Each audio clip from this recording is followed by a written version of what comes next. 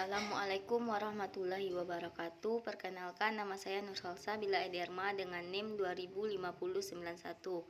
Saya berasal dari jurusan Pendidikan Bersekolah Universitas Negeri Padang.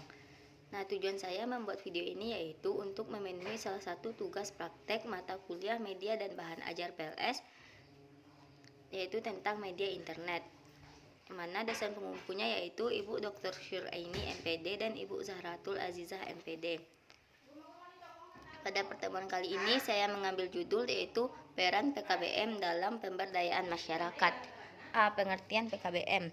Pusat Kegiatan Belajar Masyarakat atau dikenal dengan sebutan PKBM adalah salah satu lembaga pendidikan nonformal yang dikembangkan dan dikelola oleh masyarakat, yang mana mempunyai tujuan untuk memberikan kesempatan belajar kepada seluruh lapisan masyarakat agar mereka mampu membangun dirinya secara mandiri sehingga dapat meningkatkan kualitas hidupnya. Next, tujuan dari PKBM. Ada tujuan penting dalam pengembangan PKBM. Yang pertama, memberdayakan masyarakat agar mampu mandiri ataupun berdaya. Yang kedua yaitu untuk meningkatkan kualitas hidup masyarakat baik dari segi pendidikan, sosial, ekonomi maupun hal-hal lainnya. Yang ketiga yaitu meningkatkan kepekaan terhadap masalah-masalah yang terjadi dalam lingkungan sehingga mampu memecahkan permasalahan tersebut. Next, fungsi dari PKBM.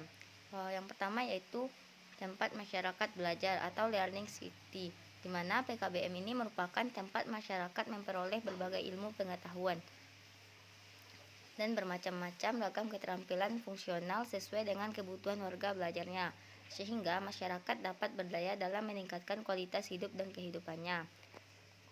Yang kedua yaitu tempat tukar belajar atau learning change, di mana PKBM itu sendiri memiliki fungsi sebagai tempat proses terjadinya pertukaran berbagai informasi pengalaman, ilmu pengetahuan, dan keterampilan antara warga belajar sehingga antar warga belajar yang satu dengan yang lainnya dapat saling mengisi.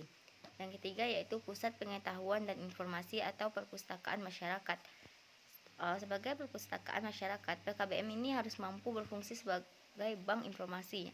Artinya, PKBM dapat dijadikan tempat menyimpan berbagai informasi pengetahuan dan keterampilan secara aman dan kemudian disalurkan kepada seluruh masyarakat atau warga yang membutuhkannya.